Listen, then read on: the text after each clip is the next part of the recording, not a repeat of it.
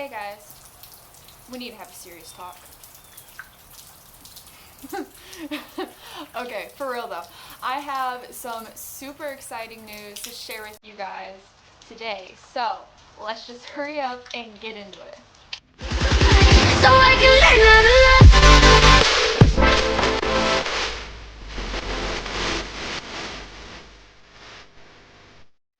So, as you guys all have known, I have been struggling a little bit with my workouts, really ever since the quarantine. So, for the past 3 months, things would go kind of like downhill, and then it'd go back up a little bit, and then I'd just crash back down. Which ended up being because I was just working so hard. I wasn't giving my body enough time to recover, so I was essentially just breaking down and never being able to rebuild after everything I've done in the workouts. So given that, I had a very productive talk with my coach, and we decided that we're going to try something different. So I have been on this training, Arthur Lydiard style training, for ever since I started running, so 7-8 years or so, and it's worked really well for me. I mean, it's taken me from running in high school, I couldn't even break 3 minutes, to now running a 2:08. But what's important to remember is that as an athlete grows and develops and gets stronger, the training has to grow and develop and change as well, because the athlete will have different needs and different strengths and weaknesses as they get stronger in the things that you're working on currently. So I am going from Arthur Lydiard style training to now Jack Daniel's style training. He has a book that's out, just Daniel's training formula. You can see it on Amazon if you're interested in looking through it. He does a pretty good job explaining what he believes to work for his training, and then he also breaks kind of like a training plan down for 800 to marathon. So I'm going to be following mostly what he says in this book. A little bit later in the year, I will be switching things, or I will be adding in a couple things here and there just to fit me personally, what works for me as a runner. But yeah, so why am I changing training? So as you know, everything's been shut down because of this whole COVID and the quarantine and all this stuff. But things are starting to open up, and I got word that there might be some races in Portland in August. So instead of just scratching everything and going back to training my base, which my coach says I already have, so why train my base when I already have it? We're going to try to keep going after that Olympic trials qualifying time to see how close I can get to it, because the closer I get to it now, the less time I have to worry about later next year. So yeah, what is the difference between Arthur Lydiard and Jack Daniel's style training? So Lydiard style training focuses on working your aerobic and anaerobic systems. What I noticed when doing his training is you pretty much touched on everything. So you did anaerobic workouts like 400s or 300s all out. You would do speed endurance workouts, so 150s, 100s, 60s. You'd work on your VO2 max, so mile repeats, 1Ks. You could do 800s, 400s that way as well. And then you would have an insanely long run, which was 2 hours long. Arthur Lydiard wants your aerobic system to just be absolutely freakish. The reason being that he believes that with a new and improved aerobic capacity, you would then be able to hold your top end speed as long as possible. Now, an only downside to his style training is that I noticed I usually had 5 workouts a week. Which at first it worked great for me because I wasn't really that fast yet. I was trying to get faster and stronger, but then I noticed the faster I got, the more recovery I needed, because I would really tear myself down in those workouts.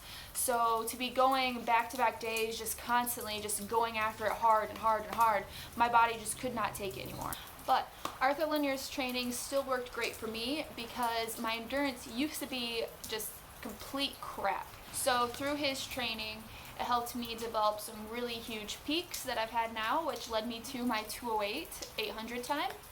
So yeah, overall it was still a really good training.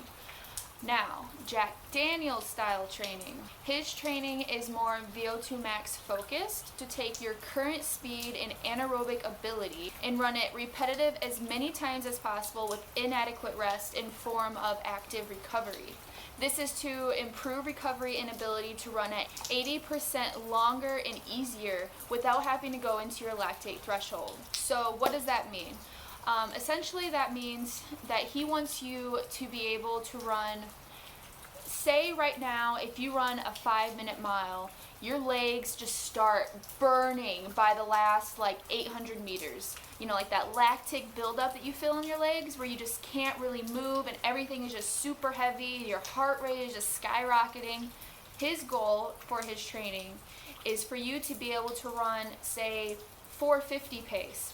And instead of feeling all like just junked up with all that lactic acid, instead you just feel smooth and you feel good, your heart rate doesn't spike, and you never really hit your lactate threshold by improving your VO2 max. So for me, I'm really excited to try this because I have developed my anaerobic, my speed endurance, my aerobic capacity, which Jack Daniels assumes you already have because he doesn't touch on it. So Daniel's training will have me focus on building strength and ability to hold anaerobic and VO2 max longer and faster. So far what I'm noticing in the training is I only have 3 workouts a week. So this so far has been feeling absolutely great. So yeah, I'm really excited, and the goal, like I said, is in August to run as close to a 202 as I possibly can. I know that sounds like a long shot, 208 to a 202, but just trust me, I have a lot of potential to improve, so I'm excited to see how it goes.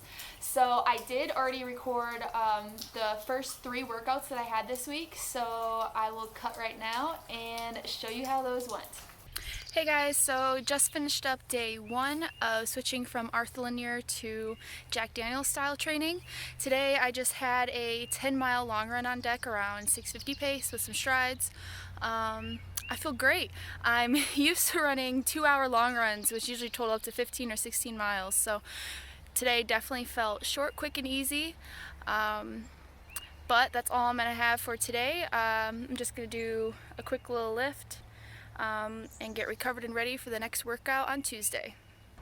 Hey guys, so just finished up day 3 of the new training plan. Today was a workout. Yesterday I did just an easy 5 miles. But today I did an easy 3, 10 by 200 with 200 jog, and another easy 3. So something really simple and easy. I've done a workout like this before. So yeah, not too difficult. Just gonna slowly ease into this new training. I've been having some problems with my quads for the past month. My athletic trainer actually found a knot in both of my quads. So I had him work those out last week, and my quads definitely still do not feel really recovered from that. So that was a little bit difficult, hard to pick up my legs. But yeah, today was super easy and simple. Felt pretty fresh. I'm used to running about 5 workouts a week, not kidding, including my long run. So now I'm only down to 3 workouts a week, and so far I'm feeling great. So got another workout on Thursday, so I'll meet you then. Hey guys, welcome back. We are here for our final workout of the week. Final workout being the hardest workout of the week. Today's Thursday, and it is pouring rain, and I checked the radar before and it says we're gonna get a thunderstorm, so this will be interesting. But today's workout is 3 easy, 12 by 200 with 200 jog, and another 3 easy for the cool down. Again, still just kind of easing into the training. This shouldn't be too hard, although my quads are still trying to recover, but they're feeling a little bit better than last time. So I might not move into racing flats like I usually do, just so I don't have to take as much pounding on them. So we'll see. But yeah, so far I'm liking the new training. My legs, I I can actually feel them and they don't feel like they're dying every day, which is a huge difference. I'm used to really just banging it out every day, it seemed, with the artholinear style training. With this, I'm getting more recovery, but the workouts will eventually become a lot harder. And now it's pouring. Well, I am going to do my drills and I will catch you for the workout.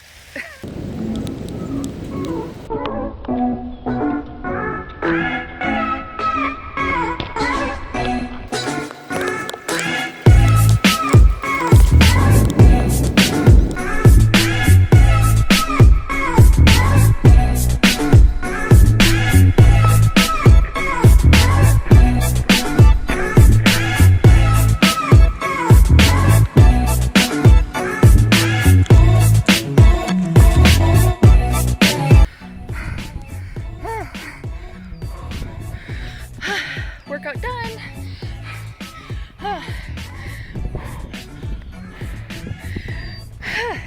That was the best I've felt in a very long time. Quads felt good. I ended up putting on some calf socks. That seemed to really help. Whew. I hit all of them right on pace, just a conservative 35 seconds per 200, so nothing hard. Went a little bit fast on a few, hit a couple 34s, but that's okay. It's important to remember on days when you're feeling really good, not to overdo it. I used to make the mistake a lot, and I would always pay for it in the end. I think that's partially why my quads have been having so many problems, but they're getting better. But yeah, so far I'm really liking the training. I know I'm only a week in, but one of the main differences I'm noticing between Daniel's and artholinear's training is instead of standing rest, I mostly get active rest. And this is to keep your heart rate up, so you're hitting your VO2 max, and it's a little bit easier to get to your lactate threshold.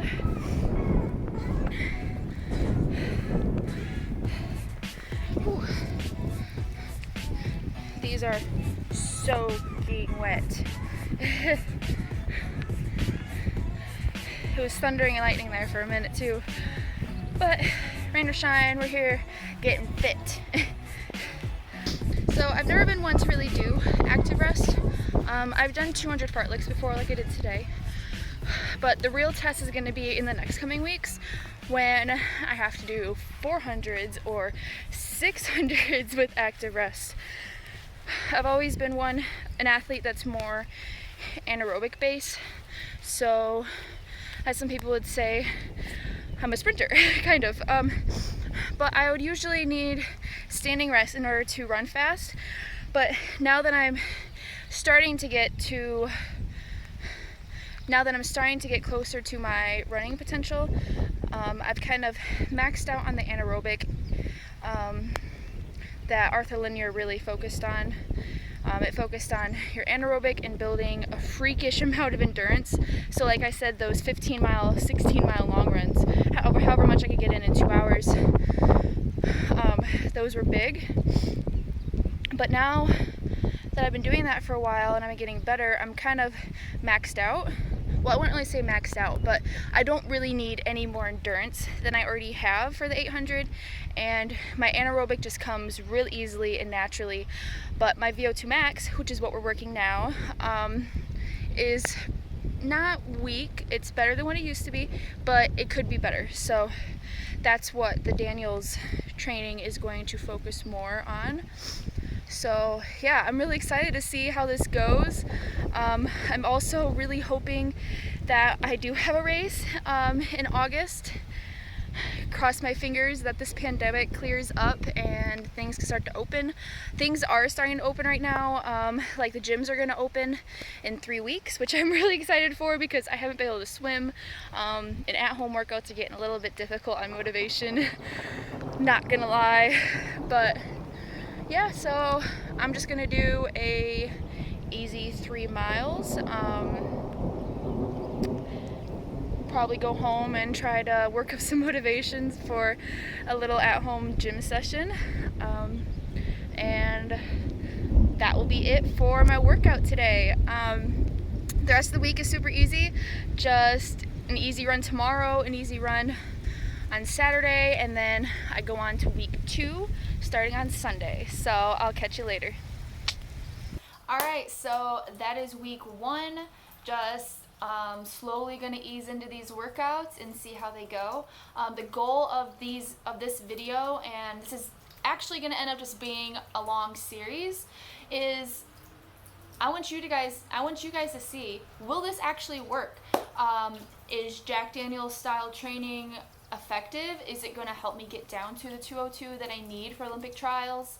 I know a lot of new coaches are probably wondering, why should I pick a certain style training over another style training? So my hope is that this series will help you guys get a better understanding on Jack Daniel's and how it works, how it could work for potentially your athlete, and so on.